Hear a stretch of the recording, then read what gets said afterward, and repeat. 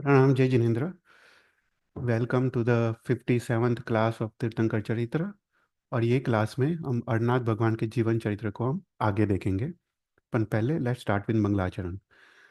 नमो हरियंतानम नमो सिद्धानम नमो आयर्यानम नमो वज्जायानम नमो लोये सव्वसाहुरम।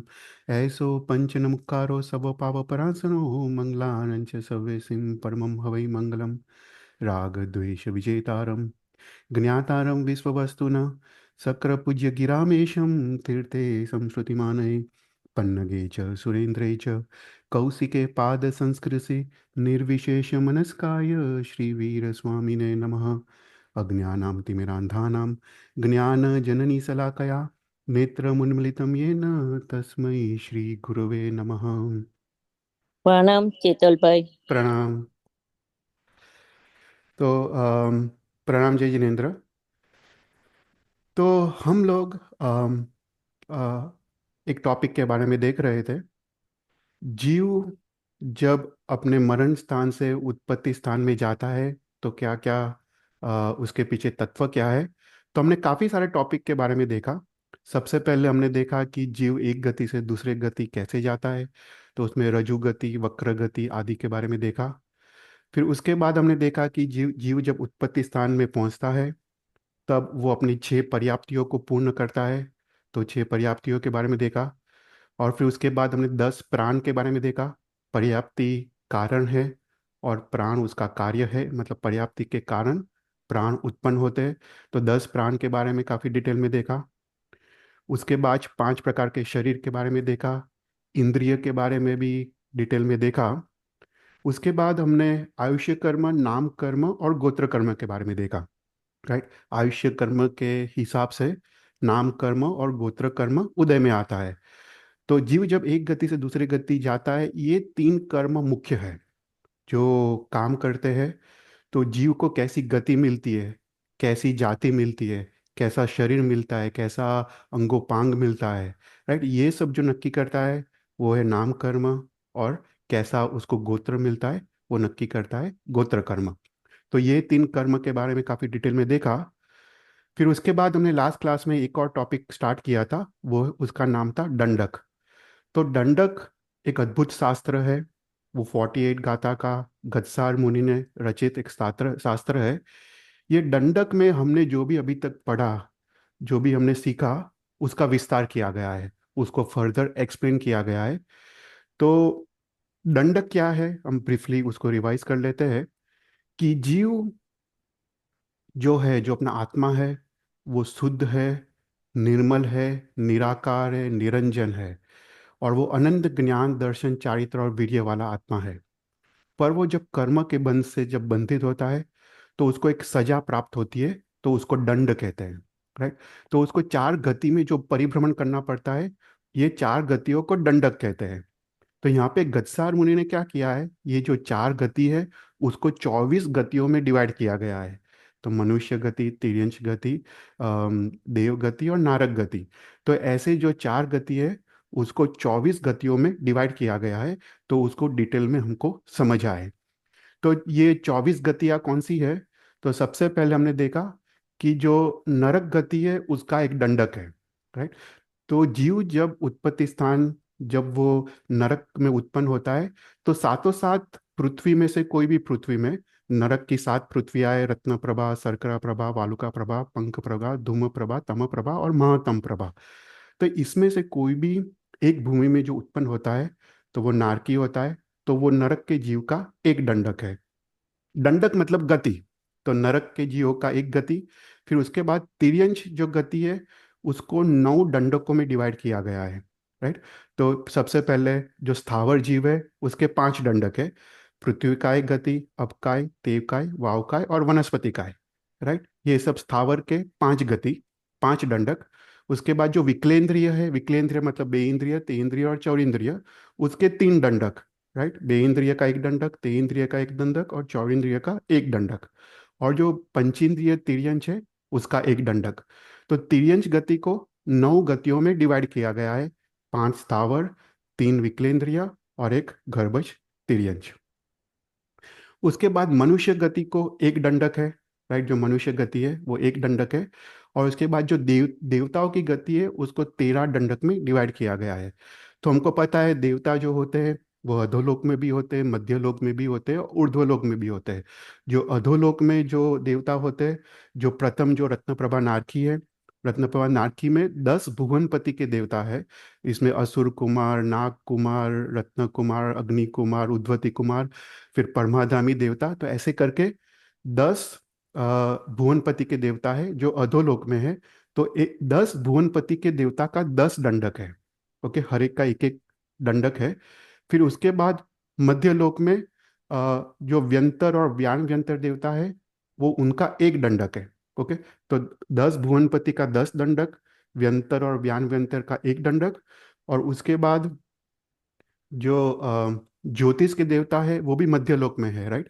तो ज्योतिष के देवता हमने देखा था कि जो 5 चंद्र, सूर्य, ग्रह, नक्षत्र और तारा जो अरिद्वीप में है वो मेरू पर्वत को प्रदक्षिणा देते हैं, वो चर है। और अरिद्वीप के बाहर सभी स्थिर है। तो ये ज्योतिष जो देवता है 10 प्रकार के, 5 चर और 5 अचर, उसका एक दंडक। और फिर जो ऊर्ध्वलोक के देवता है वैमानिक देवता का एक दंडक, तो उसमें 12 वैमानिक देवलोक। उसके बाद जो लोकांतिक देव है, किलभिषक देवता है, उसके ऊपर 9 ग्रव्य के देवता है और उसके ऊपर 5 अनुत्तर के देवता है। तो ये सभी 26 प्रकार के जो वैमानिक देवता है उसका एक दंडक। सो टोटल करके 4 गतियों को 24 गतियों में डिवाइड किया गया है। तो कैसा है, नरक एक, राइट। उसके बाद तिर्यंच के 9, उसके बाद देवताओं के 13, राइट, ऐसा करके, और मनुष्य का एक। तो ऐसा करके 4 गतियों को 24 गतियों में, 24 दंडक में उसको डिवाइड किया गया है। फिर हमने देखा कि ये जो 24 दंडक है उसको 24 द्वारों द्वारा एनालाइज किया है।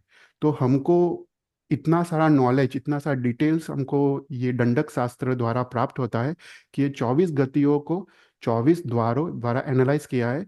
तो लास्ट क्लास में हमने पहले 3 द्वारों के बारे में देखा था। हमने शरीर द्वार के बारे में देखा था, अवगाना और संगयन, ये 3 द्वारों के बारे में देखा था। तो सबसे पहले शरीर द्वार के बारे में देखा था। तो शरीर मतलब क्या, जो शास्त्र का डेफिनेशन है, जो नाशवंत है, नाश पामने का स्वभाव वाला है, उसको शरीर कहते हैं। शरीर 5 प्रकार के हैं, औदारिक, वैक्रिय, आहारक, तेजस और कार्मण। तो जीव जब एक गति से दूसरे गति में जाता है तब उसको 2 शरीर तो अवश्य होते हैं, कार्बन शरीर और तेजस शरीर। और जैसे ही वो उत्पत्ति स्थान में पहुंचता है उसको थर्ड शरीर उसको मिल जाता है। तो यहाँ पे अगर वो पृथ्वी काय, अपकाय, तेवकाय, वावकाय, वनस्पति काय, बेइंद्रिय, तेन्द्रिय, चौरिंद्रिय, ये सब में उत्पन्न होता है तो उसको औदारिक शरीर मिलता है, राइट। अगर उसको देवता या नारक में उत्पत्ति मिलती है तो उसको वैक्रिय शरीर मिलता है। अभी देवता और नारक एक उत्तर वैक्रिय भी शरीर भी क्रिएट कर सकते हैं, पर वो भी वैक्रिय स्वभाव वाला है, वैक्रिय जाति वाला होता है, इसलिए उसको 3 शरीर होते हैं, राइट। फिर उसके बाद हमने देखा कि वायुकाय और पंचेंद्रिय तिर्यंच, जो उनको मैक्सिमम 4 शरीर हो सकते हैं। वायुकाय में अमुक प्रकार के जो बादर वायुकाय है वो उत्तर वैक्रिय शरीर की रचना कर सकते हैं अंतर्मुहूर्त के लिए। तो वायुकाय को अंतर्मुहूर्त के लिए 4 शरीर होते हैं, वापस उसको 3 शरीर होते हैं। और जो पंचेंद्रिय तिर्यंच है वो भी तप और संयम के प्रभाव से उसको वैक्रिय लब्धि प्राप्त हो सकती है, और वो 4 मुहूर्त के लिए वो उत्तर वैक्रिय शरीर बना सकता है। तो पंचेंद्रिय तिर्यंच में भी 4 मुहूर्त के लिए उसको 4 शरीर होते हैं, वापस उसको 3 शरीर होते हैं।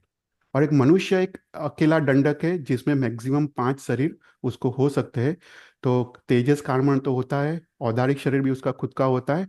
पर ऐसे महामुनि, ऐसे लब्धिधारी होते हैं जिसको वैक्रिय भी लब्धि होती है और चौर पूर्वोदर महात्मा को आहारक भी लब्धि होती है। तो हमने देखा था कि मनुष्य को मैक्सिमम 5 शरीर हो सकते हैं, पर एक समय में उसको मैक्सिमम 4 शरीर होते हैं क्योंकि वैक्रिय और आहारक शरीर की रचना एक साथ होती नहीं है। पर समकाल की अपेक्षा से मनुष्य को मैक्सिमम 4 शरीर होते हैं, पर भिन्न काल की अपेक्षा से मनुष्य को मैक्सिमम 5 शरीर होते हैं। तो शरीर के बारे में पहले द्वार के बारे में देखा। फिर उसके बाद हमने दूसरा द्वार के बारे में देखा था, वो है अवगाना द्वार। अवगाना द्वार मतलब, अवगाना मतलब शरीर की ऊंचाई, शरीर की हाइट, शरीर की लंबाई, उसको अवगाना कहते हैं। तो इसको इसको समझने के लिए सबसे पहले हमने देखा कि अंगुल मतलब क्या। तो हमने देखा था कि जो भगवान महावीर की सबसे छोटी उंगली है उसको अंगुल कहते हैं, और उस माप से सभी माप निकले हैं। तो भगवान महावीर की सबसे छोटी उंगली उसको एक अंगुल कहते हैं, और उस अंगुल से ऑल द माप निकले हैं। तो 4 हाथ मतलब एक धनुष्य, 2000 धनुष्य मतलब एक गांव, और 4 गांव मतलब एक योजन। तो ये सब जो डायमेंशंस है वो अंगुल के हिसाब से यहाँ पे प्राप्त होते हैं। तो अवगाहनाद्वार में हमने देखा कि जो स्थावर जीव है, पृथ्वीकाय, अपकाय, तेवकाय, वावकाय और वनस्पतिकाय। तो उसमें प्रत्येक वनस्पति काय के अलावा सबको जो शरीर होता है, अवगाना होता है, वो अंगुल के असंख्यता भाग जितनी होती है। मतलब इतना छोटा अंगुल का अगर असंख्या भाग करे, इतनी छोटी उनकी अवगाना होती है।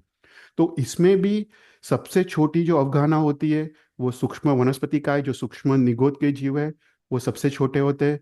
उससे ज़्यादा बड़े सूक्ष्म वायुकाय, उससे ज़्यादा बड़े सूक्ष्म अग्निकाय, उससे ज़्यादा बड़े सूक्ष्म अपकाय, उससे ज़्यादा बड़े सूक्ष्म पृथ्वीकाय, उससे ज़्यादा बड़े बादर वायुकाय, फिर बादर अग्निकाय, बादर अपकाय, बादर पृथ्वीकाय, और बादर निगोद जो साधारण वनस्पति काय है।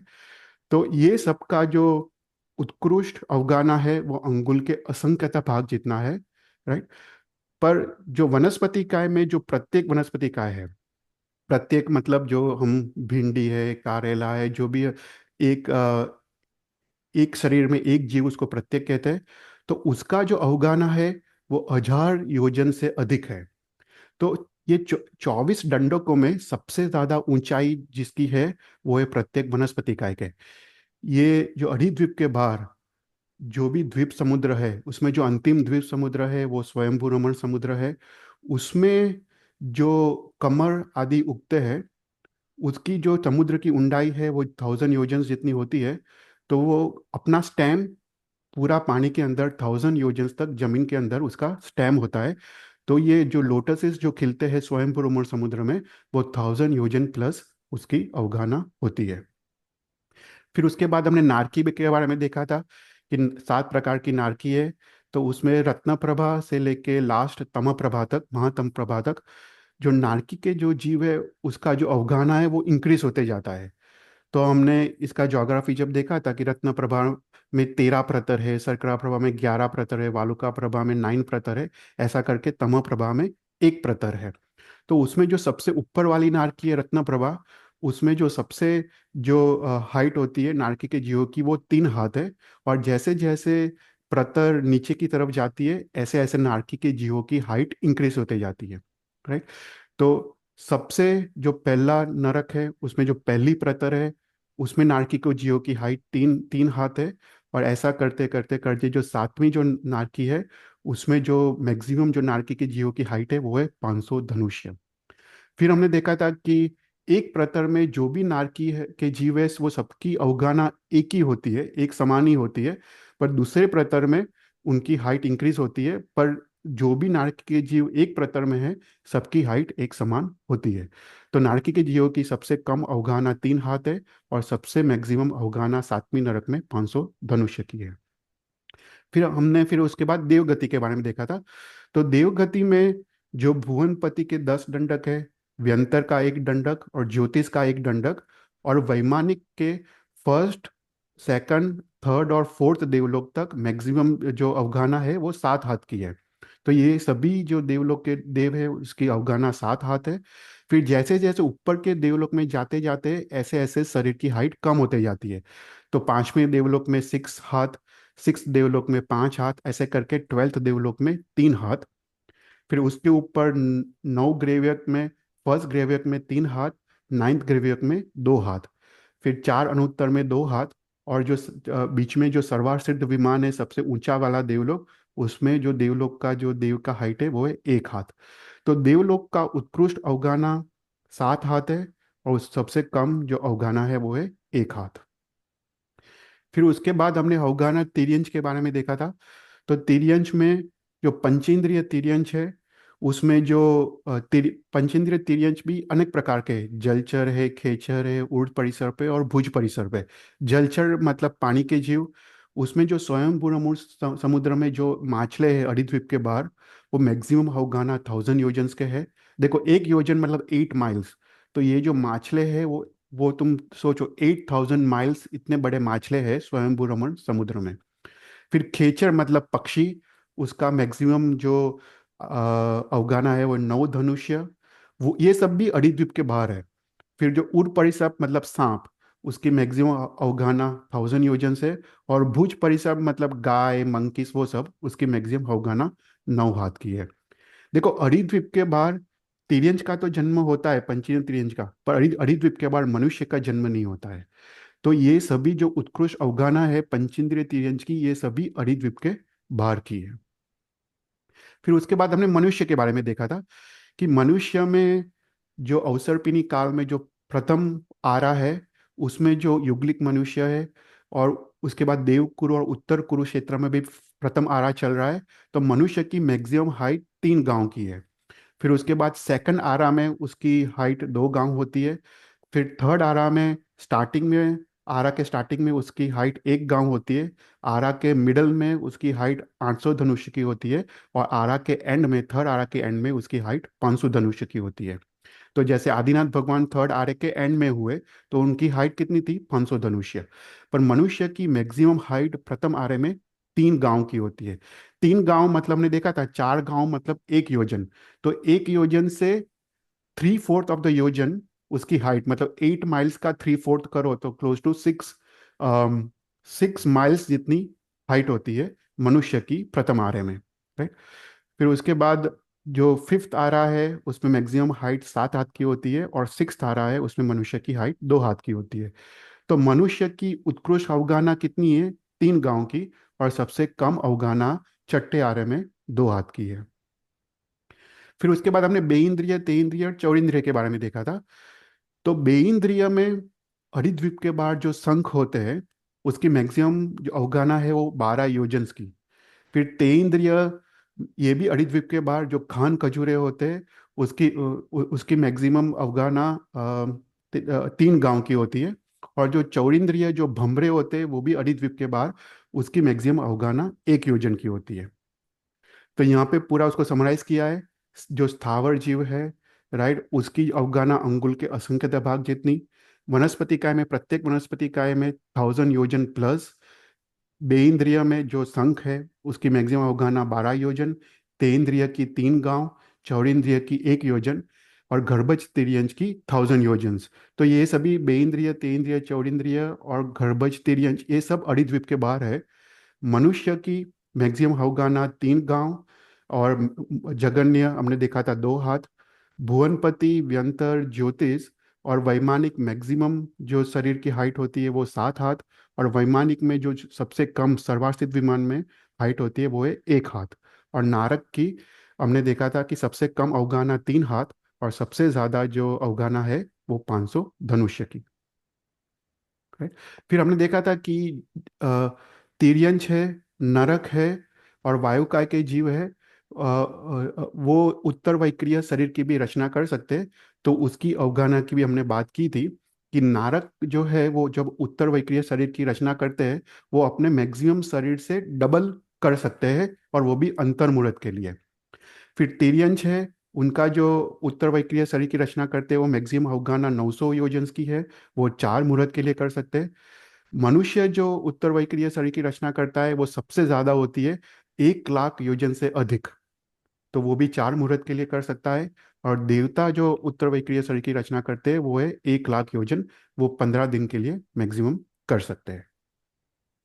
और हमने जो लास्ट द्वार हमने लास्ट क्लास में देखा था वो है संघयन द्वार। संघयन मतलब क्या? शरीर की मजबूताई जो हाड़का की रचना से हिसाब से होती है, राइट, उसको संघयन कहते हैं। हमने इसको डिटेल में देखा था कि 6 प्रकार के संघयन होते हैं: वज्र, ऋषभ नारज, नारज, अर्ध नारज, कालिका और सेवार्थ। तो उसमें हमने देखा कि स्थावर 5 दंडक जो स्थावर के हैं, जो देवता के 13 दंडक के और नारद का 1 दंडक है, वो सभी संघयन के रहित होते हैं। क्योंकि देवता और नारद को कोई बोन्स नहीं होते, उनके शरीर वैक्रिय होते हैं, इसलिए उनको कोई बोन्स की रचना उनके शरीर में होती नहीं है। इसलिए उसको संघयन रहित होते हैं। और 5 स्थावर जो पृथ्वी का है, अप का है, तेव का है, वायु का है, वनस्पति का है, उनको भी बोन्स नहीं होते, तो वो भी संघयन रहित है। अभी जीवाभिगम आगम में ऐसा लिखा है कि देवताओं का प्रथम संघयन है, नारक असंघयनी है, और स्थावर का लास्ट संघयन है। पर ये जो जीवाभिगम आगम में जो लिखा है वो बल की अपेक्षा से है, उनके जो वीर्य है, जो बल है, जो ताकत है, उसकी अपेक्षा से है। पर एक्चुअली वो संघयन रहित है। फिर जो तीन विकलेंद्रिय है, बेंद्रिय, तेंद्रिय, छोरिंद्रिय, उनका लास्ट संघयन होता है। और जो मनुष्य और तिर्यंच है उसमें छह छह संघयन पॉसिबल है। उसमें हमने देखा कि युग्लिक मनुष्य और युग्लिक तिर्यंच होते हैं, उसको प्रथम संघयन होता है। जो त्रिषष्टि सला का पुरुष होते हैं, 24 तीर्थंकर, बलदेव, वासुदेव आदि को प्रथम संघयन होता है। जो चरम शरीर होता है, मतलब वही भाव में जो मोक्ष में जाने वाला होता है, उसका भी प्रथम संघयन होता है। और बाकी के जीवों को छह छह संघयन पॉसिबल है। राइट। इसके बारे में हमने देखा। अभी पांचवें और छठे आर्य में सबको लास्ट सेवाट संघयन ही होता है। राइट। तो यहाँ तक हमने लास्ट क्लास में देखा था। आज के क्लास में हम और चार द्वारों के बारे में देखेंगे। कोई भी क्वेश्चंस? तो अभी हम आगे बढ़ते हैं। राइट। हमने हमने तीन द्वारों के बारे में देखा, शरीर द्वार के बारे में देखा, अवघाना द्वार के बारे में देखा, और संघयन द्वार के बारे में देखा। अभी फोर्थ द्वार है, उसको कहते हैं संज्ञा। तो संज्ञा मतलब क्या, पहले ये समझते हैं। संज्ञा मतलब जीव के जो चेतन तत्व है, जो चैतन्य है, उसको, उसका लक्षण, मतलब कोई जीव में चैतन्य या चेतना है या नहीं, वो कैसे पता चलता है, तो वो संज्ञा से पता चलता है। राइट। तो संज्ञा दो प्रकार की है, एक ज्ञान संज्ञा है और दूसरी अनुभव संज्ञा है। संज्ञा मतलब मति ज्ञान और श्रुत ज्ञान का उपयोग। राइट। अगर कोई जीव मति ज्ञान और श्रुत ज्ञान का उपयोग करता है तो हम कहते हैं कि वो जीव में चैतन्य है। राइट। दूसरी जो संज्ञा की बात की है वो है अनुभव संज्ञा। अनुभव संज्ञा वो मिथ्यात्व के उदय के कारण या उसके क्षयोक्षम के कारण वो होती है। तो अनुभव संज्ञा मतलब क्या? इन सिंपल टर्म्स, इच्छा या अभिलाषा। जीव की कोई इच्छा है, जीव की कोई अभिलाषा है, तो उससे पता चलता है कि उसमें चैतन्य है, तो उसको अनुभव संज्ञा कहते हैं। तो यहाँ पे जो दंडक प्रकरण में जो बात किया है वो अनुभव संज्ञा की बात की है, ज्ञान संज्ञा की बात नहीं की है, पर अनुभव संज्ञा की बात की है। तो संज्ञा शास्त्र में काफी डिविजन्स है। एक 4 डिविजन्स है, 6 डिविजन्स है, 10 डिविजन्स है और 16 डिविजन्स है। right? सबसे पहले 4 डिविजन्स। तो आहार, भय, मैथुन और परिग्रह। देखो ये 4 संज्ञा सबको होती है। राइट। तो सबको, जैसे पहली आहार संज्ञा, तो सबको आहार खाने की इच्छा होती है, आहार खाने की अभिलाषा होती है, तो उसको आहार संज्ञा कहते हैं। सबको भय होता है, कोई ना कोई चीज को भय होता है, किसको मरने का भय होता है, किसको रोग आने का भय होता है, किसको कुछ सांप का भय होता है, तो कोई ना कोई प्रकार का भय जीव को अवश्य होता है, तो उसको भय संज्ञा कहते हैं। फिर मैथुन संज्ञा, सबको काम वासना अवश्य होती है, तो उसको मैथुन संज्ञा कहते हैं। और परिग्रह संज्ञा मतलब आसक्ति, जो पुद्गल पदार्थ है उस पे आसक्ति, उसको परिग्रह संज्ञा कहते हैं। तो सभी जीवों को, सभी दंडकों में ये 4 संज्ञा अवश्य होती है, आहार संज्ञा, भय संज्ञा, मैथुन और परिग्रह संज्ञा। फिर उसके बाद एक और डिवीजन है जिसमें 6 संज्ञा है, तो ऊपर की 4 प्लस ओक संज्ञा और लोक संज्ञा। ओक संज्ञा किसको कहते हैं? ओक संज्ञा मतलब पूर्व भव के संस्कार के कारण अ, उसको उसको कुछ अर्थ या ज्ञान की प्राप्ति हो, उसको ओक संज्ञा कहते हैं। कि जैसे कोई बच्चा पैदा होता है, राइट, वो बच्चा को उसको स्तनपान कराने का उसको सिखाना नहीं पड़ता है, पर पूर्व भव के संस्कार के कारण ही वो करता है, तो उसको ओक संज्ञा कहते हैं। जैसे एक वेल्डी है, वेल्डी अ, झाड़ को पकड़ के या वॉल को पकड़ के ऊपर ग्रो होती है, उसको सिखाना नहीं पड़ता है, पर वो ओघ संज्ञा है, पूर्व भोग के संस्कार के कारण उसको एक प्रकार का ज्ञान है, उसको ओघ संज्ञा कहते हैं। फिर लोक संज्ञा मतलब क्या? कि लोक की प्रवृत्ति के हिसाब से अपना आचरण। राइट। फॉर एग्जाम्पल, सबको मान सम्मान प्रतिष्ठा अच्छी लगती है, तो वो लोक संज्ञा है। राइट। आत्मा को तो कुछ फर्क नहीं पड़ता है, कोई आत्मा को तिरस्कार करे या मान सम्मान करे, आत्मा को कुछ फर्क नहीं पड़ता। पर सभी जीवों को मान प्रशंसा अच्छी लगती है और तिरस्कार अच्छा नहीं लगता। वो क्यों? क्योंकि वो लोक संज्ञा है, लोगों ने ऐसा बोला है कि ये अच्छा है और ये बुरा है। फॉर एग्जाम्पल, सभी लोग इंडिया में बोलते हैं कि चाय टेस्टी है, तो अपने मन में एक लोक संज्ञा पैस जाती है कि चाय टेस्टी है, तो वो लोक संज्ञा है। राइट। फिर उसके बाद तो ये 6 डिविजन्स हुए। फिर 10 10 डिविजन्स में ऊपर के 6 डिविजन्स प्लस क्रोध मान माया लोभ। देखो सभी जीव को क्रोध होता है, मान होता है, माया होता है, लोभ होता है। कोई ना कोई निमित्त के कारण ये 4 कषाय उत्पन्न होते हैं। तो वो 10 संज्ञा है। फिर 16 संज्ञा का भी डिविजन्स है कि ऊपर की 10 संज्ञा प्लस मोह धर्म सुख दुख जुगुप्सा और शोक। देखो जो मोहनीय कर्म है उसके 25 भेद है, राइट। जो 16 भेद वो कषाय है, और नौ नौ कषाय है जिसमें रति अरति शोक जुगुप्सा। तो उससे जीव को अवश्य ये सब, उसको सुख दुख की अनुभूति होती है, शोक होता है, लागनी होता है, जुगुप्सा होती है। जो ये सब जो होता है वो भी संज्ञा है। तो संज्ञा का 4 डिवीजन से, 6 डिवीजन से, 10 डिवीजन से और 16 डिवीजन से। यहाँ पे जो बात किया है वो 10 डिवीजन के हिसाब से यहाँ पे दंडक प्रकरण में बात किया है कि आहार भय मैथुन परिग्रह भोग संज्ञा लोक संज्ञा और क्रोध मान माया लोभ, इस हिसाब से यहाँ पे दंडक प्रकरण में बात किया गया है। तो आहार संज्ञा मतलब आहार खाने की इच्छा, वो असातावेदनीय कर्म के उदय से होती है। भय संज्ञा मतलब डर, वो भय नाम के मोहनीय कर्म से उत्पन्न होता है। मैथुन मतलब काम वासना, वो वेद नाम के मोहनीय कर्म से उत्पन्न होता है। परिग्रह वो लोभ से उत्पन्न होता है। भोग संज्ञा वो ज्ञानावरणीय और दर्शनावरणीय कर्म के क्षयोपशम से उत्पन्न होती है। लोक संज्ञा वो भी ज्ञानावरणीय दर्शनावरणीय कर्म के क्षयोपशम में उत्पन्न होती है। फिर क्रोध मान माया लोभ, वो क्रोध मोहनीय मान मोहनीय माया और लोभ मोहनीय से उत्पन्न होती है। मोह संज्ञा मोहनीय कर्म से उत्पन्न होती है। धर्म संज्ञा धर्म करने की इच्छा, राइट, वो भी एक संज्ञा है। तो वो मोहनीय कर्म के क्षय या क्षयोपशम से उत्पन्न होती है। right? फिर सुख और दुख की लागनी। देखो जब कोई अनुकूल पदार्थ मिलते हैं तो हमको हमको सुख मिलता है, हमको रति भाव में आते हैं तो वो सुख संज्ञा है। और जब प्रतिकूल संयोग मिलते हैं तो हमको दुख होता है, अरति होती है। तो रति मोहनीय कर्म और अरति मोहनीय कर्म से जीव को सांसारिक सुख और सांसारिक दुख की प्राप्ति होती है।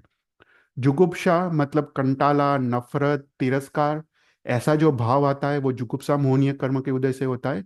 और शोक मतलब हताशा उदास उदास होना, तो वो शोक नाम के मोहनीय कर्म से उत्पन्न होता है।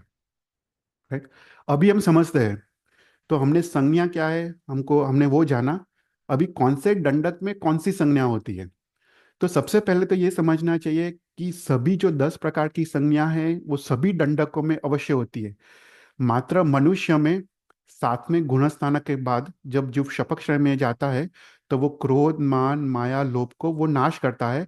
तो 8 गुणस्थानक से लेकर 10th गुणस्थानक तक वो ये 4 कषायों को क्रोध मान माया लोभ को नाश करता है।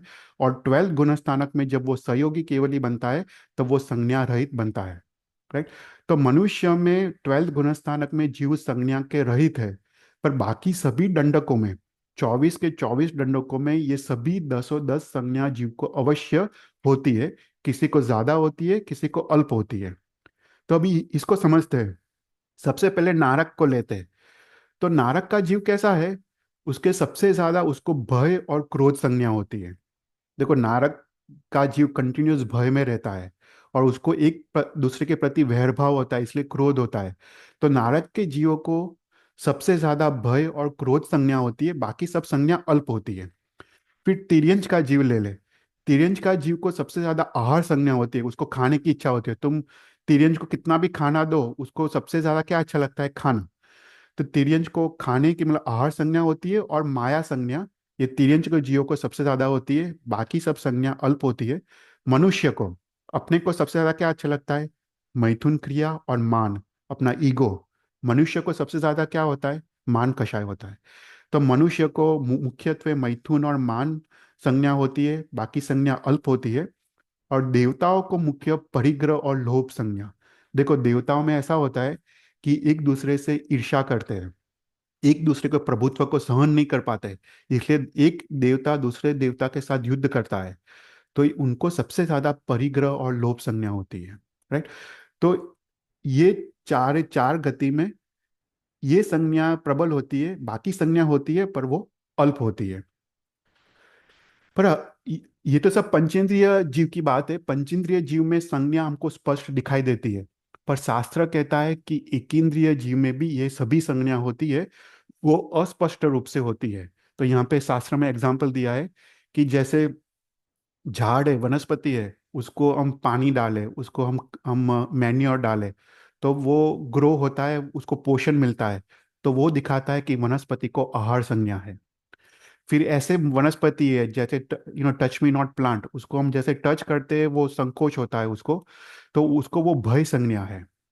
फिर ऐसी वेल्डी है, वेल्डी होती है जो वृक्ष को पकड़ के ऊपर की तरफ चढ़ती है, तो वो उसके लिए वो परिग्रह संज्ञा है। फिर ऐसी एक वृक्ष है, उसको शास्त्र में कहा गया है कि कुरुबक नाम का वृक्ष, जो उसको स्त्री टच करता है, करती है, तो उसको वो फल देती है, फ्रूट्स देती है, तो वो पता चलता है उसको मैथुन संज्ञा है। फिर उसके बाद एक ऐसी वनस्पति है, उसको रुदंती वेल्डी कहते हैं, कि उसमें उसमें से एक रस झरता है, वो रस से सुवर्ण की सिद्धि होती है। तो वो वेल्डी को कंटिन्यूअस, वो वेल्डिंग के उसके संस्कार में होता है, उसको एक अभिमान होता है, तो उसको एक मान संज्ञा है। राइट। और हमने देखा था कि जो वेल्डी है, वेल्डी अपने स्वभाव से, पूर्वभव के संस्कार से कुछ वॉल या पकड़ के ऊपर चढ़ती है, वो ओग संज्ञा है। तो एकेंद्रिय जीवों में भी संज्ञा तो होती है वो, पर अस्पष्ट रूप से संज्ञा होती है। उसी प्रकार विकलेंद्रिय में, बेइंद्रिय, तेंद्रिय, चौड़ींद्रिय में भी 10 प्रकार की संज्ञा अवश्य होती है। कोई भी क्वेश्चंस? तो ये हुआ संज्ञा द्वार, कौन से गति में कौन सी संज्ञा होती है। कोई भी क्वेश्चंस? फिर फिफ्थ द्वार की बात करते हैं, वो है संस्थान द्वार। हमने जब नाम कर्म के बारे में देखा था, उसमें संस्थान नाम कर्म के बारे में देखा था। संस्थान मतलब शरीर की आकृति, राइट, शरीर का आकार विशेष, उसको संस्थान कहते हैं। तो हमने देखा कि 6 प्रकार के संस्थान होते हैं: सम, चतुरस, न्याय, सादी, कुब्ज, वामन और हुंडक। राइट। तो जिसका शरीर प्रमाण युक्त है, राइट, उसको समचतुरस कहते हैं, कि सभी सामुद्रिक शास्त्र के हिसाब से होता है, सब कुछ प्रमाण युक्त होता है, उसको समचतुरस कहते हैं। जिसका नाभि का ऊपर का पार्ट प्रमाण युक्त होता है, नाभि का नीचे का पार्ट प्रमाण रहित होता है, उसको नय गोत्र कहते हैं। सादी मतलब नाभि के ऊपर का पार्ट प्रमाण के बिना, नाभि के नीचे का पार्ट प्रमाण युक्त, उसको सादी संस्थान कहते हैं। वामन मतलब शरीर के जो मुख्य 4 अंग है, मस्तक, ग्रीवा, हाथ और पग, वो प्रमाण युक्त है, बाकी के अंग प्रमाण रहित है, उसको वामन कहते हैं। कुब्ज में मस्तक, ग्रीवा, हाथ और पग वो प्रमाण रहित है, बाकी के पार्ट प्रमाण युक्त है, उसको कुब्ज कहते हैं। और हुंडक मतलब सभी अंगोपांग प्रमाण रहित है, उसको हुंडक कहते हैं। राइट। तो कौन से गति में कौन से संस्थान है, राइट, कौन से दंडक में कौन से संस्थान है? तो सबसे पहले देवताओं के 13 दंडक, राइट, वो सभी देवताओं को सम चतुरस संस्थान होता है। मतलब देवताओं के, वो भुवनपति के देवता हो, व्यंतर हो, ज्योतिष हो और वैमानिक हो, सभी प्रकार के देवताओं के शरीर प्रमाण युक्त होते हैं, तो उनको सम चतुरस संस्थान होता है। फिर मनुष्य और गर्भस्थ तिर्यंच में 6 संस्थान पॉसिबल है। तो हमने देखा था कि जो युग्लिक मनुष्य है और युग्लिक तिर्यंच है, उसको प्रथम संस्थान होता है। फिर त्रिषष्टि सला का पुरुष है और जो चरम शरीरी है, उसको भी प्रथम संस्थान होता है। बाकी सभी मनुष्य को 6 में से कोई भी संस्थान हो सकता है, उसी प्रकार बाकी सभी तिर्यंचकों को भी कोई भी 6 में से कोई भी संस्थान हो सकता है। फिर विकलेंद्रिय मतलब बेइंद्रिय, तेइंद्रिय, चौरिंद्रिय, स्थावर मतलब पृथ्वी काय, अपकाय, तेवकाय, वायुकाय, वनस्पति काय और नारक, वो सबको हुंडक संस्थान होता है, मतलब पूरा शरीर प्रमाण से रहित होता है। फिर उसके बाद संस्थान मतलब आकार, राइट, संस्थान मतलब शरीर का जो शेप है उसको संस्थान कहते हैं। तो अभी पृथ्वी काय, अपकाय, तेवकाय, वायुकाय, वनस्पति काय का शरीर का शेप कैसा है? देखो, हम पृथ्वी काय के एक जीव को तो देख नहीं सकते। जब असंख्य जीव भेगे होते तब हमको मिट्टी, पृथ्वी दिखती है, राइट। ऐसे उसी प्रकार अपकाय के एक जीव को तो हम देख नहीं सकते क्योंकि वो सूक्ष्म होता है, पर हम पानी को तो देख सकते हैं क्योंकि असंख्य अपकाय के जीव साथ में आते हैं, तब हम देख पाते हैं। पर यहाँ पे शास्त्र में बताया है कि पृथ्वी का एक जीव का शेप कैसा होता है। तो बोलते हैं कि मसूर के दाल के जैसा या अर्ध चंद्रमा जैसा पृथ्वी का एक जीव का शेप होता है। ये अत्यंत सूक्ष्म होता है। हमने अवगाहना देखा था कि अंगुल के असंख्य भाग जितनी अवगाहना होती है, इसलिए हम उसको देख नहीं सकते। पर उसका जो शेप कैसा है, तो बोलते हैं मसूर की दाल या अर्ध चंद्रमा जैसा उसका शेप है। फिर अपकाय का शेप कैसा है, तो बोलते हैं गोलाकार परपोटा जैसा उसका शेप है। अग्निकाय का शेप जैसा है, मतलब नीडल जैसा है। नीडल कैसे होती है, उस प्रकार का अग्निकाय जीव का शेप है। वायुकाय का शेप ध्वजा जैसा है। और वनस्पति काय का शेप कोई भी प्रकार का हो सकता है। और पर वनस्पति काय में प्रत्येक वनस्पति काय का शेप कुछ भी हो सकता है, पर जो साधारण वनस्पति काय है, जो निगोद के जीव है, उसका शेप गोलाकार पानी के परपोटा जैसा ही उसका शेप होता है। तो यहाँ पे शास्त्र में इतना डिटेलिंग किया है कि ये जीवों का संस्थान मतलब आकार विशेष कैसा है। कोई भी क्वेश्चंस?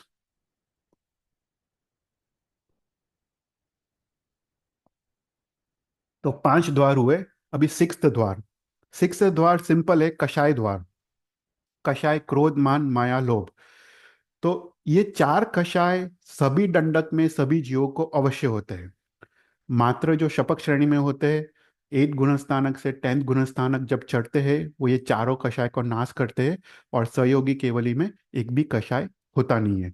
पर बाकी सभी दंडकों में सभी जीवों को सभी प्रकार के कषाय होते हैं। क्रोध मान माया लोभ। तो इसमें जो नरक का दंडक है, उसमें सबसे ज्यादा कषाय कौन सा है? क्रोध कषाय। राइट, नरक के जीवों को परस्पर वैर होता है, तो कंटिन्यूस वो क्रोध में होते हैं। तो नरक दंडक में सबसे ज्यादा क्रोध कषाय है। बाकी के 3 कषाय अल्प है। मनुष्य में सबसे ज्यादा मान कषाय है। बाकी 3 कषाय अल्प है। तिर्यंच में सबसे ज्यादा माया कषाय है। बाकी के किन 3 कषाय अल्प है। और देवताओं में सबसे ज्यादा लोभ कषाय है। बाकी के 3 कषाय अल्प है। अभी देवताओं को हमको समझना चाहिए। देवताओं में जो वैमानिक देवता है, उसमें जैसे जैसे ऊपर ऊपर के जो देवता है, उसमें ये सभी का प्रकार के कषाय कम होते जाते हैं। तो 12th वैमानिक देवलोक के ऊपर जो 9 ग्रेविक के देवता होते हैं, वो एकदम मंद कषाई होते हैं। उनके कषाय क्रोध मान माया लोभ अत्यंत कम होते हैं। और उसके ऊपर जो सर्वासिर्ध विमान है, उसके तो कषाय अत्यंत मंद होते हैं। वो तो संसार को जेल समान मानते हैं। वो देवलोक को भी जेल समान मानते हैं। वो दूसरे भव में मनुष्य भव पाम के दूसरे भव में ही वो मोक्ष जाने वाले होते हैं, जो सर्वसिद्ध विमान में उत्पन्न होते हैं।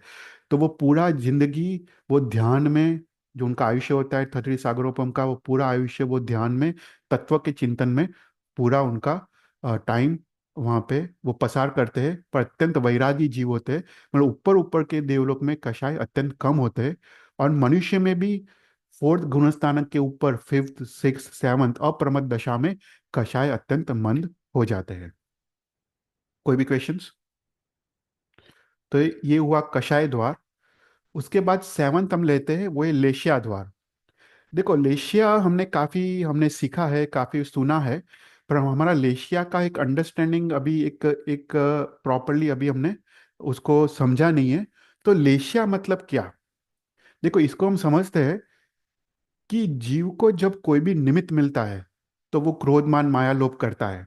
राइट, ऐसे ही वो क्रोध नहीं करता। उसको कोई कोई निमित्त मिलता है तभी वो क्रोध करता है।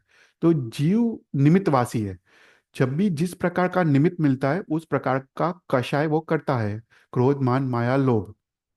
पर उसके अलावा जीव का एक जन्मजात स्वभाव होता है।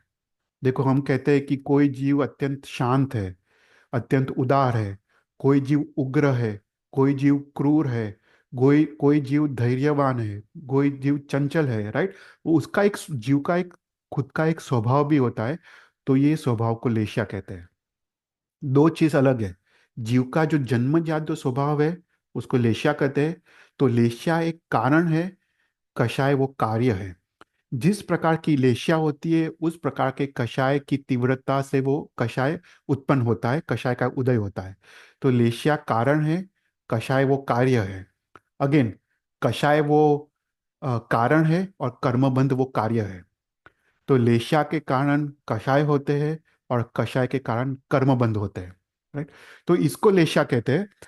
तो क्या होता है कि जीव जब लेशा के कारण कषाय करता है और कषाय के कारण वो कर्म बंद करता है, तो कर्म जब आत्मा को जब आते हैं और आत्मा के साथ एक में एक चौंट जाते हैं, तो उसके साथ सिर्फ कर्म नहीं चौंटते, उसके साथ लेशा के हिसाब से वो जो कर्म जो पुद्गल है, कर्म के जो पुद्गल है, उसमें वर्ण रस गंध और स्पर्श मिल जाते हैं लेशा के हिसाब से। तो उसको द्रव्य लेशा कहते हैं, कि जो कर्म के पुद्गल के साथ उस पुद्गलों का रंग, वर्ण, स्पर्श और गंध कैसी है वो लेशा नक्की करती है। तो उसको द्रव्य लेशा कहते हैं। और द्रव्य लेशा के कारण जो आत्मा में जो परिणाम पैदा होते हैं उसको भाव लेशा कहते हैं। राइट। तो लेशिया 6 प्रकार की होती है। हमको पता है कृष्ण लेशिया, नील लेशिया और कापोत लेशिया वो खराब लेशिया है, अशुभ लेशिया है। और तेजो लेशिया, पद्म लेशिया और शुक्ल शुक्ल लेशिया वो शुभ लेशिया है। राइट। तो लेशिया 6 प्रकार की है। तो हमको ये उदाहरण तो हमको शास्त्र में पता है कि जैसे वो बच्चों को भी ये सिखाया है कि जैसे जम्बू का वृक्ष हो, तो जो कृष्ण लेशिया वाला सबसे खराब लेशिया वाला है वो कहता है कि पूरा झाड़ी, उस सबको भूख लगी है और सबको फ्रूट्स खाना है। तो जो सबसे खराब वाला लेशिया वाला कृष्ण लेशिया वाला है बोलता है पूरे झाड़ को ही काट देते हैं। राइट। उसका स्वभाव ऐसा है, उसका स्वभाव क्रूर स्वभाव वाला है। फिर उससे कम जो नील लेशिया वाला है बोलते हैं कि पूरा झाड़ क्यों काटते हैं, एक बड़ी डाढ़ी काट देते हैं। उससे कम जो कापोट लेशिया वाला है वो बोलते हैं कि डाल की भी, बड़ी डाल की नहीं काटते, हम छोटी डाल की काटते हैं। फिर उसके बाद जो तेजो लेशिया जो शुभ लेशिया वाला है वो बोलते हैं कि नहीं नहीं, हम जो फ्रूट्स का जो झुमका है वो ही गिराते हैं। पर फिफ्थ जो पद्मलेशिया वाला है वो कहते हैं कि फ्रूट्स फ्रूट्स का झुमका भी गिराने की क्या जरूरत है, जितने फ्रूट्स चाहिए उतने ही तोड़ते हैं। और लास्ट जो शुक्ल लेशिया वाला है वो कहता है कि जो कुछ तोड़ने की जरूरत नहीं है, जो नीचे पड़े फ्रूट्स है वही खाते हैं।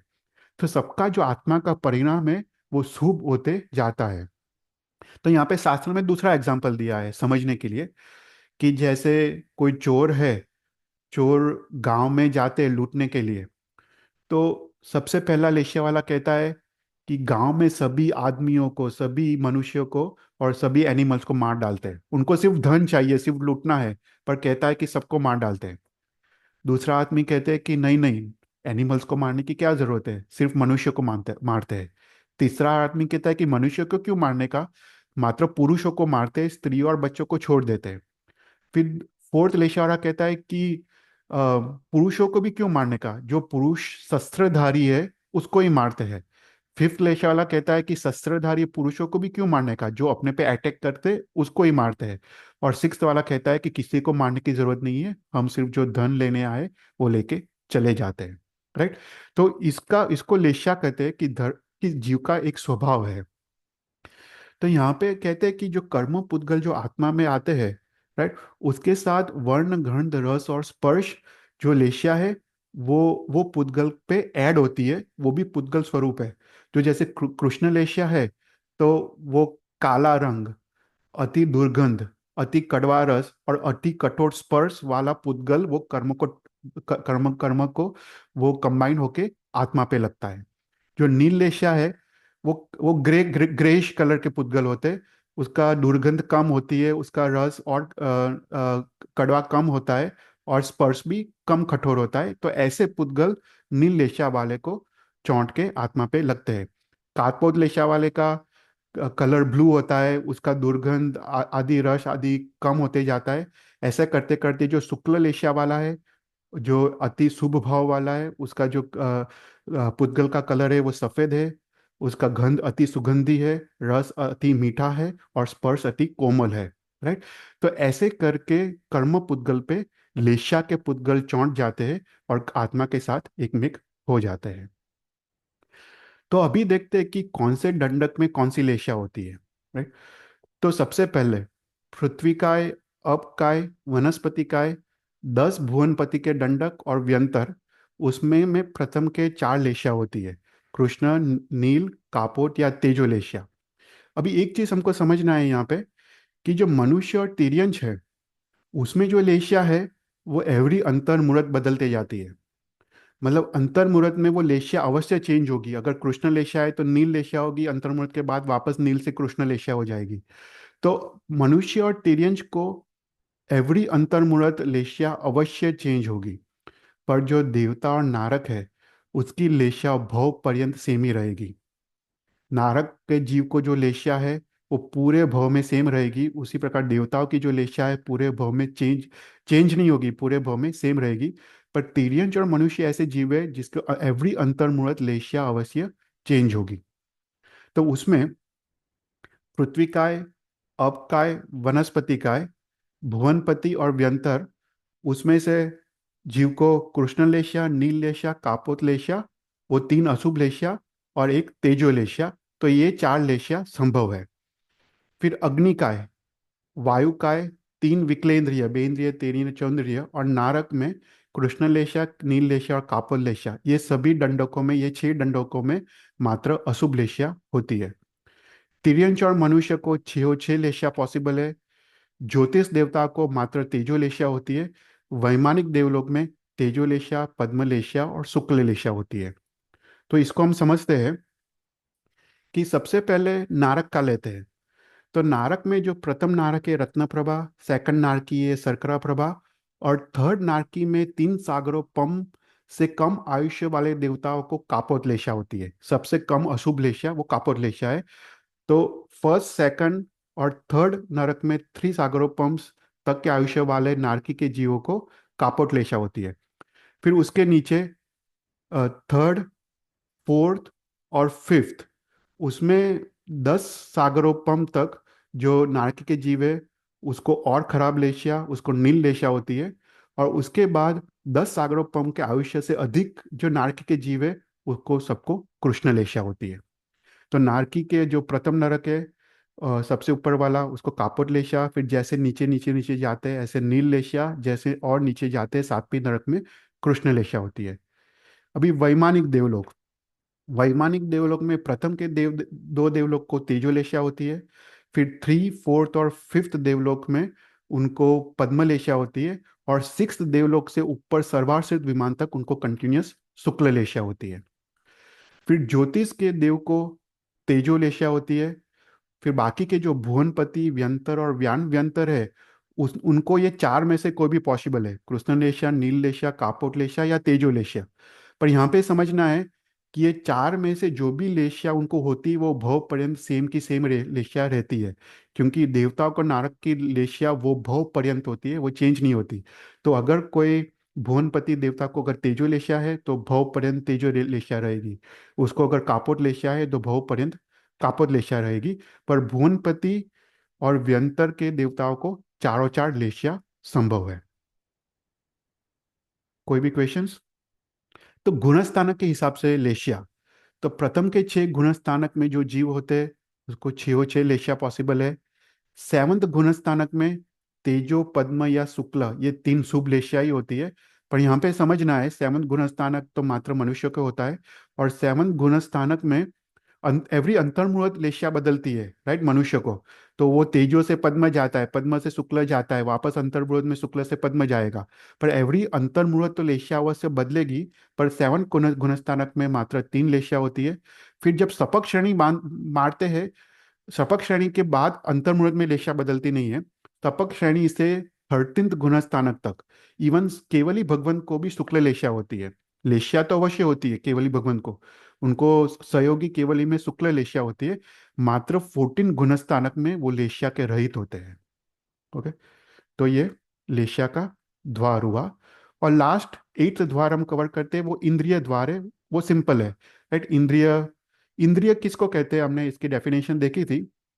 इंद्रिय मतलब आत्मा को, शरीर में आत्मा है या नहीं उसका चिन्ह, उसको इंद्रिय कहते हैं।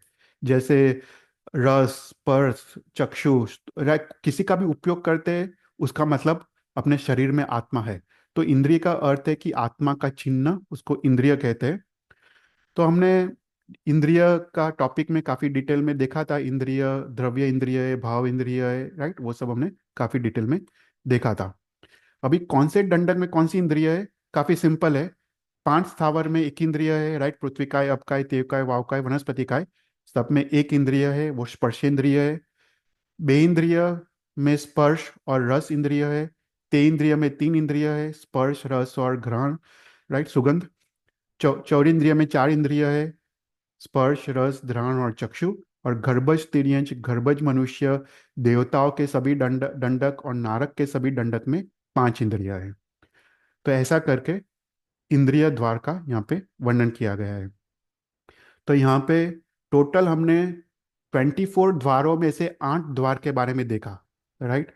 तो आगे के क्लास में हम और आगे के द्वारों के बारे में देखेंगे, राइट। तो हमने अभी तक शरीर द्वार, अवगाहना द्वार, संज्ञयन, संज्ञा, संस्थान, कषाय, लेशिया और इंद्रिय द्वार के बारे में देखा।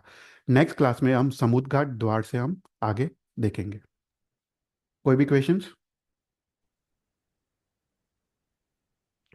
तो अभी हम अरनाथ भगवान का जीवन चरित्र को स्टार्ट करते हैं। मतलब लास्ट क्लास में हमने अरनाथ भगवान के जीवन चरित्र के बारे में देखा था, और हमने अरनाथ भगवान को केवल ज्ञान की प्राप्ति हुई है। वहाँ पे समोसरण की रचना की है, अरनाथ भगवान ने देशना दी है, और देशना के बाद अरनाथ भगवान ने विहार किया है। और यहाँ पे अरनाथ भगवान पद्मिनी खंड नाम के क्षेत्र में आते हैं, और वहाँ पे देवताओं समरचरण की रचना करते हैं, उसके बारे में हमने देखा। और यहाँ पे अरनाथ भगवान वापस पद्मिनी खंड में देशना देते हैं, और उसके बाद उनके जो गंधर है वो नाम के गंधर, वो अभी देशना के लिए वो तैयार हुए हैं। तो अभी हम अरनाथ भगवान का जीवन चरित्र यहाँ से हम आगे देखते हैं।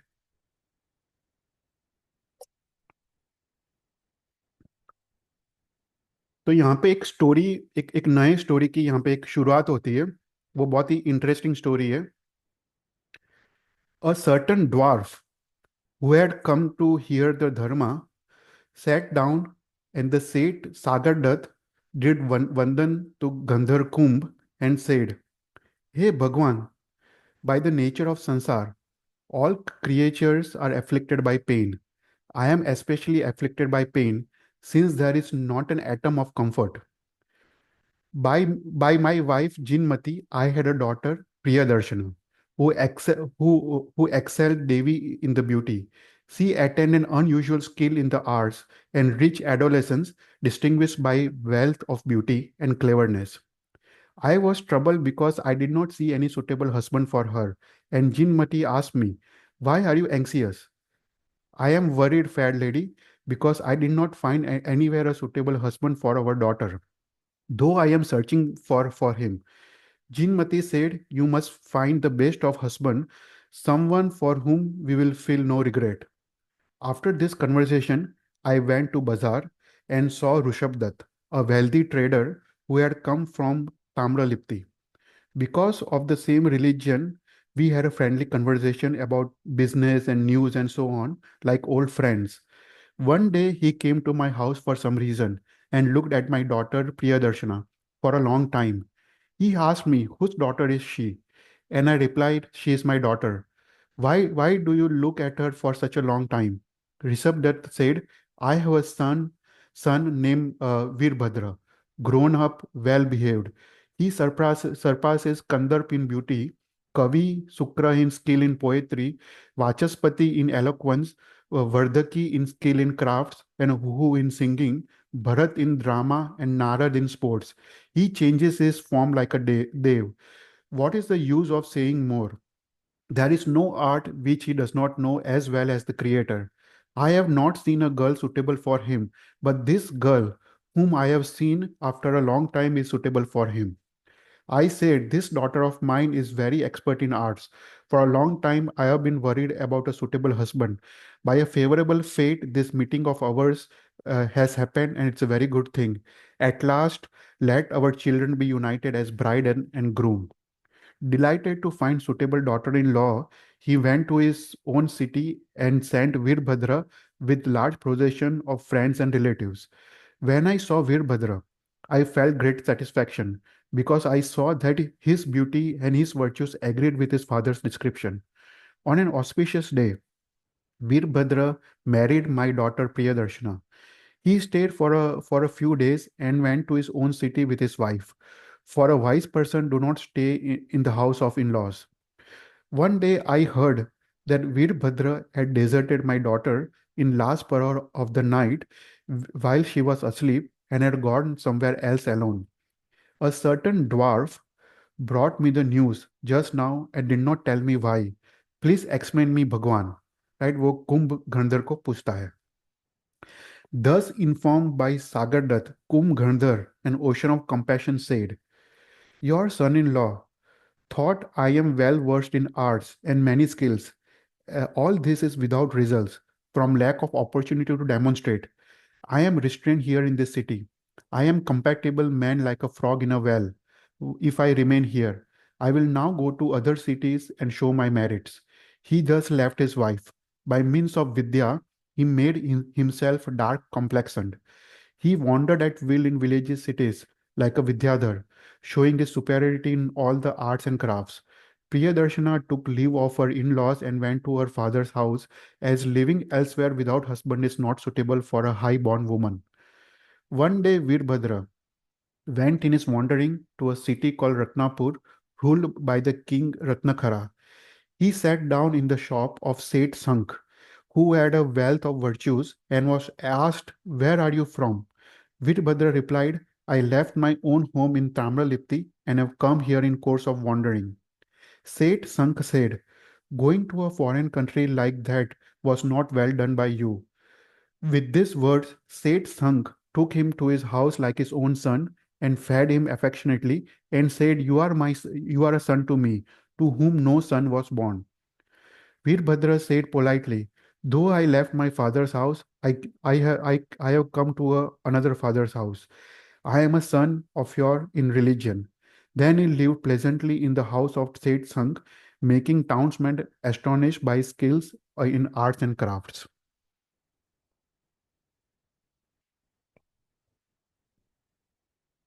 King Ratnakar had a daughter called Anang Sundari by name, who hated men.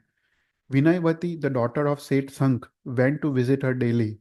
One day, Veerbhadra asked her with brotherly affection, "Where are you going, sister?"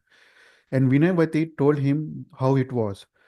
How do you both pass the time?" She replied, "We usually play musical instruments." He said, "I am going with you." And she said, "Admittance of any man is not allowed, not even a boy. How will you get in?" I will, I say, I shall assume woman's appearance completely." She agreed, and he immediately put on woman's clothes and went with her. And when asked by Anang Sundari, "Who is this girl with you, friend?" she said, she is my sister." Then Anang Sundari began to paint a swan, grieved at separation from her mate, with lovely new paints. Veerbhadra said, "You began to paint her grieved by the separation, but her eyes are not painted right." Anang Sundari said, "You paint it," and gave paints to Veerbhadra. Veerbhadra painted such a swan immediately and gave painting to her. After examining it, she said, "Indeed, skill in painting shows inner emotions. Just so her eyes are shedding teardrops. The face is sickly looking, the neck is languid, and wings are unable to rise. The desolate appearance clearly describes her condition grieved by the separation, even though it is not described itself. Why, friend, did you not bring her, so skilled in the arts, for so long? Why did you put her in a house and kept her like a secret?"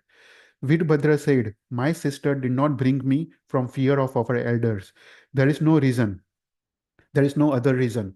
Anang Sundari said, "In future, you must come here every day with your sister. What is your name?" "Fair lady." Veerbhadra said, "My name is Veermati." The princess asked, "Do you know any other arts?" Vinayavati said, "You will soon know yourself. There is no confidence in wonderful accomplishments described by others." Anang Sundari, delighted, said, very well, and after entertaining, dismissed her together with Veerbhadra. Veerbhadra laid aside woman's clothing at the house and went back to the shop to join the merchant, restrained by devotion of his father. Then the Seth said to him affectionately, "Son, where have you been all this time? There was a man asking for you." Veerbhadra said, "I have gone to a garden." Seth said, "If that is the case, then it's a good thing." Next day, he went there in the same way and saw Anang Sundari playing a flute. Veerbhadra said to her, "This string does not have proper tone because there is a human hair fastened to it, fair lady. How did you know all that? He replied, I know from observations of the performance of the melody you began. Then she handed the flute to Virbhadra.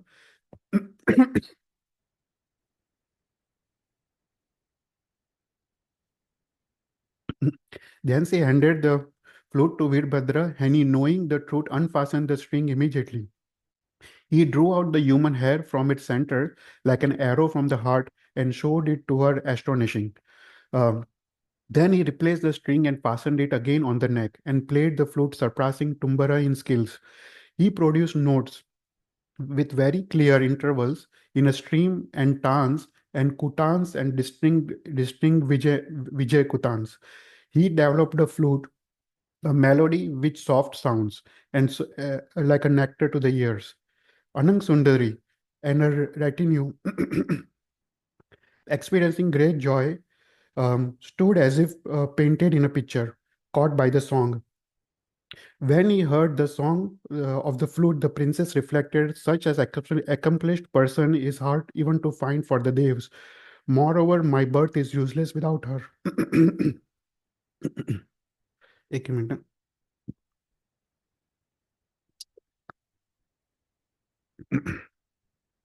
He showed her his skill in other arts, seizing a proper occasion, a thief of the wealth of her mind.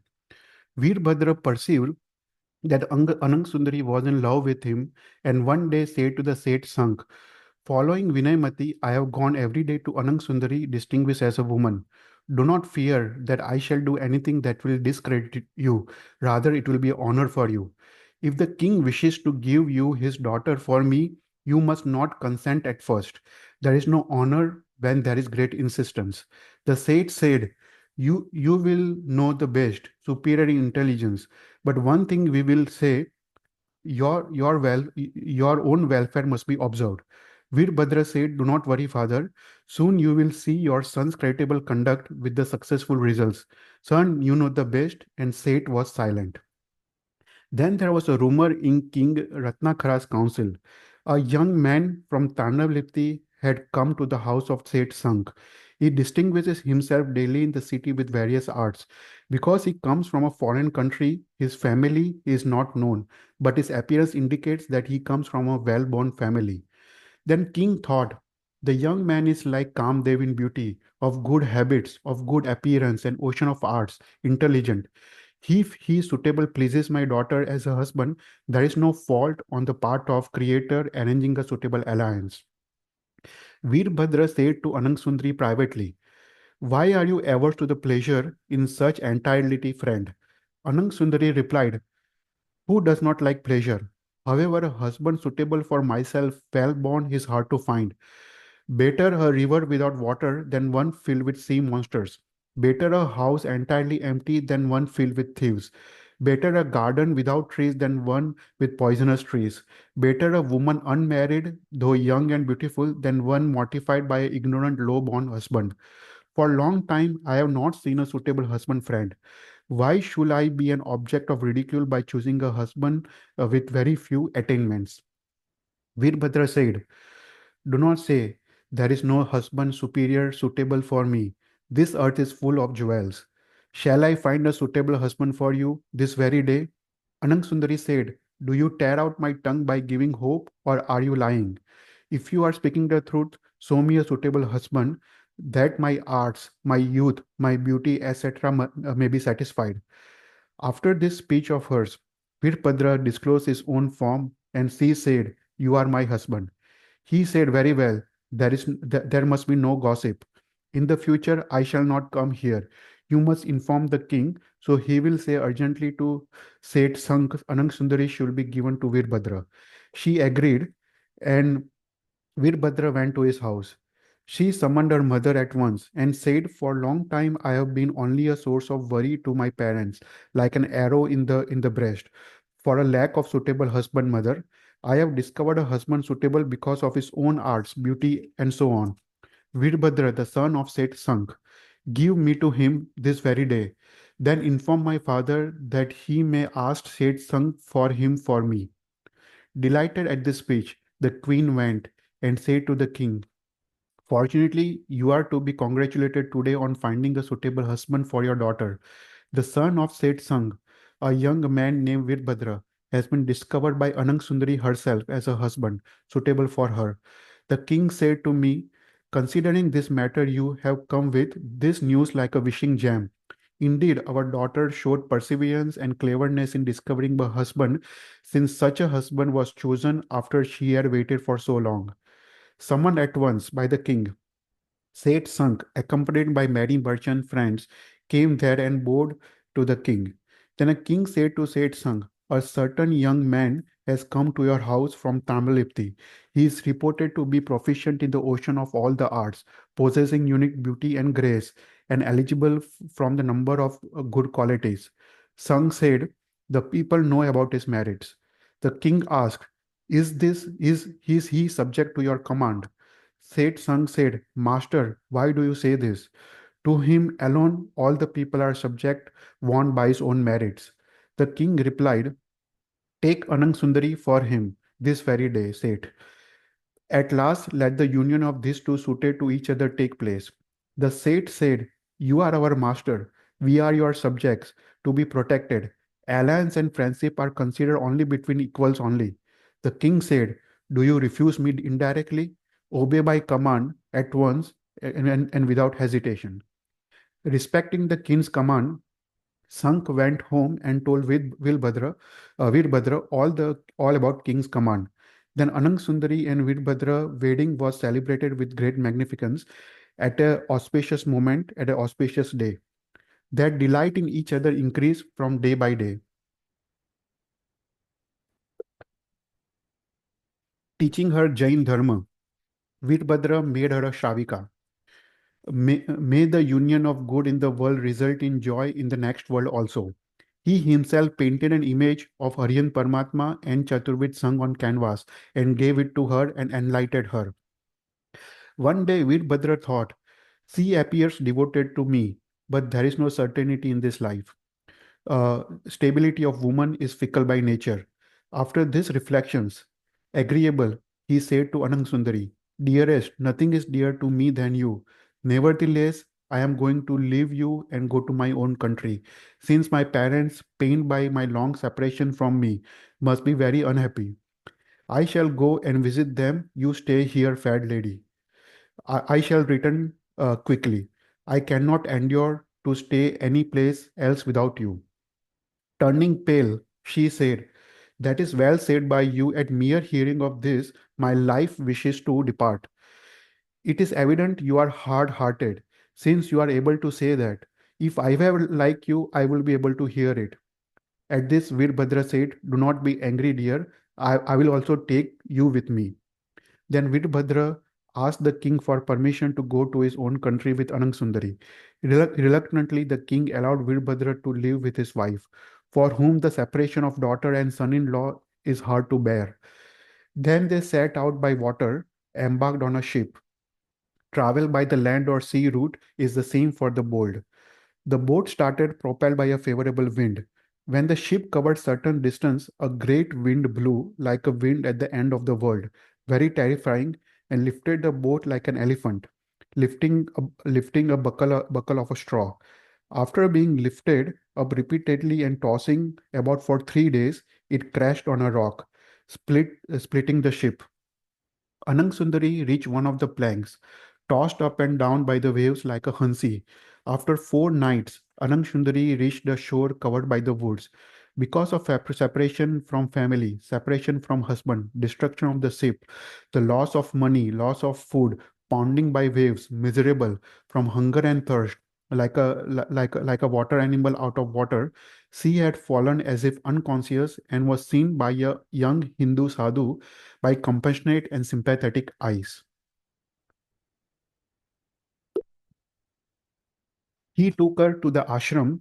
Stay here without fear, the head of ashram said to her. Cared for by the sadhus for several days, she recovered and remained as if in her father's house. The head of sadhu reflected, if she stays here, she will certainly destroy the concentration of young sadhus because of her extraordinary beauty. Then the old sadhu said to her, child, There is a town Padmini Khand not far from here. People for most part, good and wealthy, live there. If you stay there, you will have greatest degree of comfort. Certainly, you will have a chance to meet your husband there. So go there, child, and with some old sadhus. At this command, she went to Padmini Khand, escorted by elderly sadhus, saying, "We are not allowed inside the city." The sadhus left her outside the city and returned to the ashram. Looking here and there, she saw Sadhvi Bhagwant named Suvrat, surrounded by various sadhvis.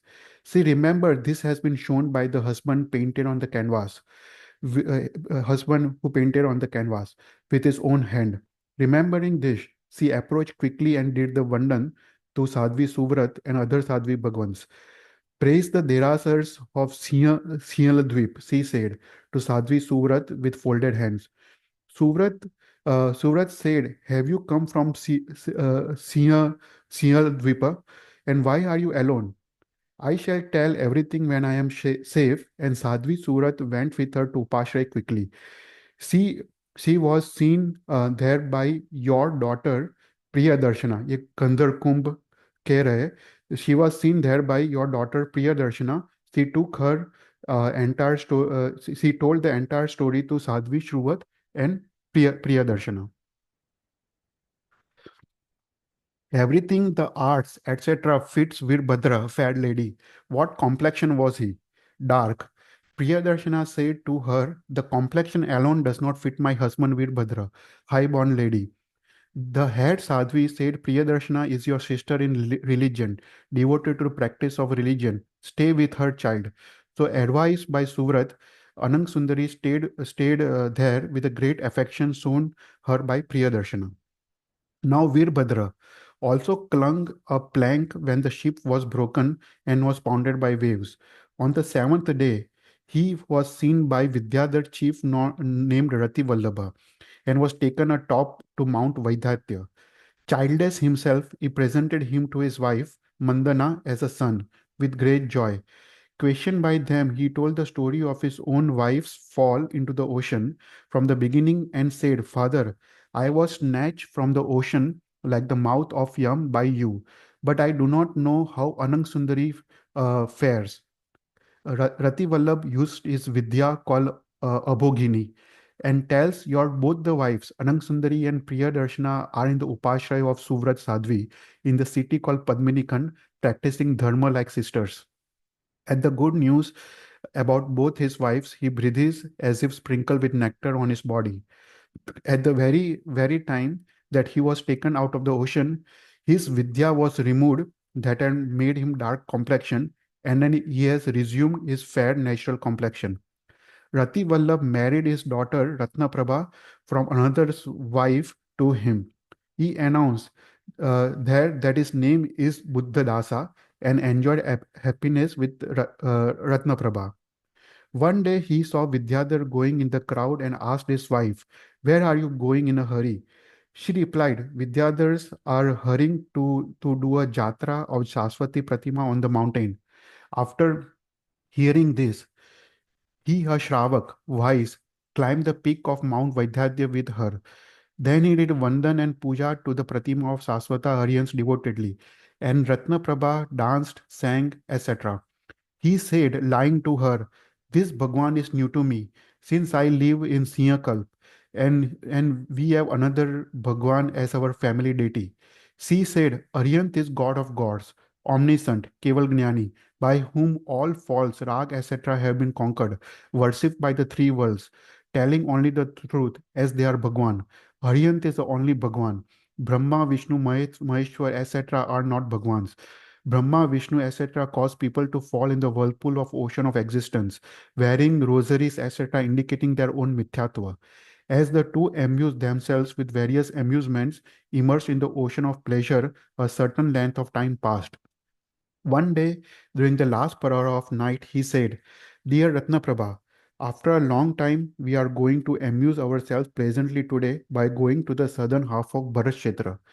She agreed, and the two of them went to Suvrat Sadvish Upashray in Padmini Khand by means of a Vidya.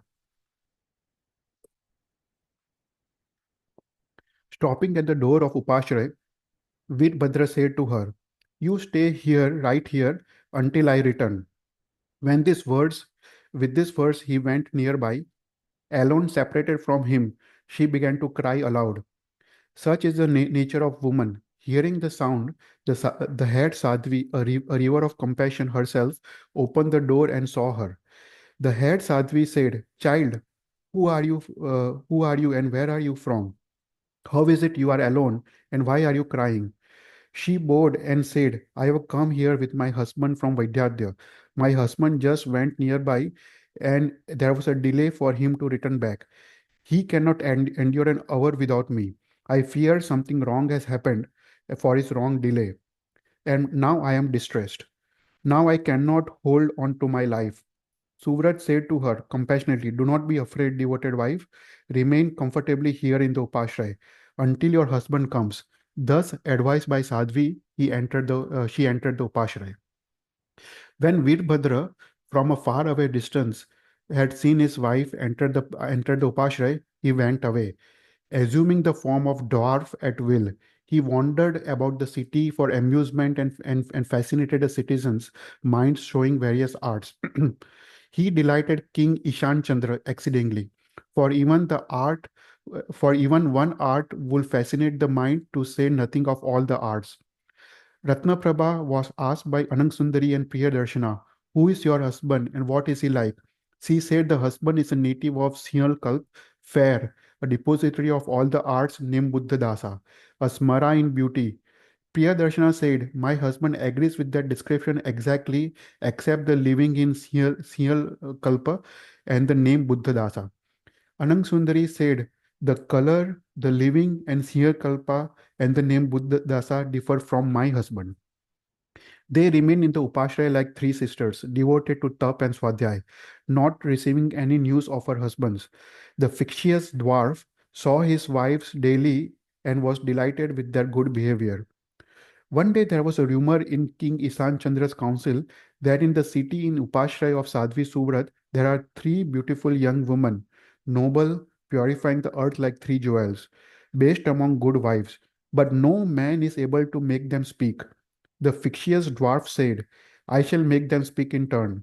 See my ability in difficult task also." Attended by ministers and royal servants, and accompanied by some citizens also, he went to head Sadhvi's Upashray. Stopping at the door of Upashray, he instructed his companions, "There you must ask me tell some story." With small retinue, he entered Upashray and paid homage to Suvrat Sadhvi and other Sadhvis. The fictitious dwarf sat down in the door pavilion. The three wives came there with the Sadhvis from curiosity to see him. The dwarf said, "Until time to go to the king, we shall stay here." The royal servant said, "Tell us some interesting story." The dwarf said, "Shall I tell you a katha or vratakatha?" Question, what is the difference between katha and vatrakatha? The dwarf said, "Vatrakatha is one's own story, and katha is someone else's former experience." So royal servant said, "Tell me vatrakatha." The dwarf related, "Here in Bharat Kshetra, there is a city called Tamralipti.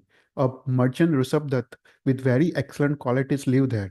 One day he went to the town Padmini Kand on business. He saw Sagar Dutt's daughter Priyadarshana and married her to his son Virbhadra. With her, Virbhadra experienced happiness. Once upon a time, during night, he fought on purpose and left her, and her husband went to a foreign country. After the dwarf had related this, he got up hurriedly and said, "Now the time for my attendance to the palace is passing." As he got up, he was asked further by Priyadarshana, "Tell, where did Virbhadra has gone? Surely you know this dwarf." The dwarf replied, "I do not talk to any other man's wife, also afraid of blemish on my own family." She said, "Is your conduct suitable for a man born in a good family? To answer politely to a woman is a characteristic of a well-born man. I shall tell you tomorrow." Saying this, dwarf went away. This story was told by the king by royal servants, and the king was astonished. The next day he went to the Sadhvis Upashray in the same way and told the story to them very eagerly. He says, Veerbhadra left the city, turned dark again by Vidya, wandering through many countries, reached Sialkalp. There he sat down in Seth Sang's shop in in Ratnapura, and when he had learned his story, Seth took him took him to his own house. He was accepted as a son by the best of merchants and remained comfortably in the city, causing astonishment by his arts. He went in woman's attire with Vinayvati, the merchant's daughter, to the house of Princess Anang Sundari. Uh, his character being revealed, he married her, whose mind was fascinated by his arts, bestowed by her father, and enjoyed pleasures with her for a long time. As he was going with her to the city Tamralipti, by chance the boat was broken in the same ocean. Now I am going, for it is my time to go to the king for attendance. For without service, the livelihood of servant perishes. Then Anang Sundari said, Sir, where is Virbhadra now? Explain fully. Saying, I shall tell you tomorrow, he went to the palace, and king's agents told the story to the king. On the third day, the draft came there and related. By chance, Virbhadra reached the plank. Then the Vidyadhar named Rati Vallabh came, saw him, and took him to his own house on Mount Vidyadhya. Just as he was taken out of ocean, his vidya was removed and made him dark. That made him dark, and now he became fair complexion as he was in Tamralipti. When asked, when asked, he very dear to Rati Vallabh said he lived in Sial and was named Buddhadasa. At his instructions, he married his daughter Ratnaprabha and continued amusing himself with plenty of pleasures. With her, he came here one day, uh, left her under some pretext, and went elsewhere. Now I am going. And he got up, and after saying this, Ratnaprabha said, Where is Buddhadasa now? I shall tell you tomorrow. Saying this, he got up and went away. The three women were greatly pleased at the concurrence of their husband as a one single person. The dwarf is your son-in-law, said Sangara, the husband of the three. He caused separation as a joke. Bowing to the best of Gandhars, the dwarf said, "It happened just as it was seen by your eyes and your knowledge, and not anything else." Kumbha, the chief of Gandhar, stopped the Deshna at the end of second prayer. After bowing to Gandhar Kumbh, said, Sagar Datta, delighted, went with the dwarf to the Upashray. When the three noticed the dwarf approaching, they went to meet him immediately. Sagar Datta said, He is the husband of the three of you. They asked, How is that? And he related the whole affair. The three and the head Sadhvi also were amazed. Going inside, the dwarf laid aside his character of dwarf. First, he became such as Anang Sundari saw him. Next, he laid aside his dark color and assumed a fair color. Recognizing by all the three women, surrounded by them eager, he was asked by the Sadhvi, Why did you do all this? He replied, I left home for a joke. And for a joke, the desertion of these three was disregarded by me. The Sadhvi Suvrat spoke. At a distance, in a foreign country, in a forest, on a mountain, even on an ocean, or even in any other unpleasant place, wherever the righteous go, there they obtain measurable pleasures, just as if at home. The teaching of Arihant is pleasures are the consequences of gift to a suitable person, Supatra. To whom did he give? We'll ask Tirthankar Arnath Bhagwan. The chief Sadhvi, Sagardat, Veerbhadra, and three wives went to Arnath Bhagwan and did Vandan. Suvrat asked Bhagwan, What did Veerbhadra do in former birth that had pleasures as its fruit? He explained, in my next to the last birth, as a merchant's son named Jindash, he gave me gochri with devotion in the city called Ratnapur at the end of 4 months of fast. As I was wandering over the earth observing Mahavrats, after abandoning a powerful kingdom in the eastern Vides. From that good deed, he became Dev in Brahmalok. Then he fell and was born in Kampilya in Airavat Kshetra in this Dambudvip. Enjoying great wealth, there also he practiced Shravak's bar vrats, being very powerful. After death, he became a Dev in Achyuta Devlok. And then he fell and became who he is now. By merit, added to the merit, he enjoys pleasures in this birth as well. Merit attends upon man everywhere. After explaining this and enlightening many persons, the Bhagwan went elsewhere, wandering, destroying the world's mithyatva. After enjoying pleasures for a long time, Veerbhadra became a sadhu Bhagwan in course of time and seated in chariot of firm merit and went to Devlok. 50,000 sadhus, 60,000 sadhvis, 610 Chaudpurvis, 2,600 Audhignanis, 2,551 Manopragnanis, 2,800 Keval Gnanis, 7,300 Vaikriya Labdhidharis, 1,600 Vadis, 1,86,000 Shravaks, 3,72,000 Shravikas constituted Bhagwan Arnath Chaturvid Sangh. He wandered over the earth for 21,000 years, less 3 years from the time of Keval Gnan. Knowing it was time of Nirvana, Bhagwan went to Mount Summit Sikar with 1,000 munis and started Anshan. At the end of the month, on the 12th day of bright half of Magha, the moon being in Paushna, Bhagwan and the Munish went to the eternal abode of Moksha. Bhagwan lived for 84,000 years, equally divided as Prince, King, Chakri, and Muni. The moksha of Sri Arnath Bhagwan took place fourth of a Palyopam lays 1,000 crore years after the moksha of Sri Kuntunath. The Indras came, held with devotion the Nirvan festival of Arnath Bhagwan, who had attained moksha with Munis and cremated their bodies at the same time. तो यहाँ पे अरनाथ भगवान का जीवन चरित्र खत्म होता है इंटरेस्टिंग स्टोरी के साथ. नेक्स्ट क्लास में अरनाथ भगवान के बाद दो वासुदेव का जीवन चरित्र आता है और एक चक्रवर्ती का जीवन चरित्र आता है, वो देखेंगे. फिर उसके बाद मल्लीनाथ भगवान का जीवन चरित्र आता है. तो अरनाथ भगवान और मल्लीनाथ भगवान के बीच दो वासुदेव होते हैं और एक चक्रवर्ती होते हैं. तो उनका हम जीवन चरित्र देखेंगे. फिर उसके बाद 19 तीर्थंकर मल्लीनाथ भगवान का जीवन चरित्र देखेंगे. कोई भी क्वेश्चंस?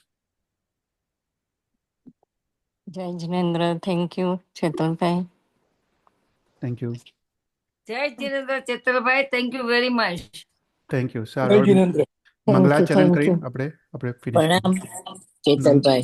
नमो हरियंतारम नमो सिद्धारम नमो आयरियम नमो उज्जारम नमो लोहे सव सवनम ऐसो पंचन मुक्कारो सव पापरांसरो मंगलानंच सवेसिम परमि मंगलम जी नागना विरोध बुलाए तो इच्छा करो. Thank you. मिच्छामि दुक्कडम. વિચાર દુકડમ. Thank you. બાય. बाय.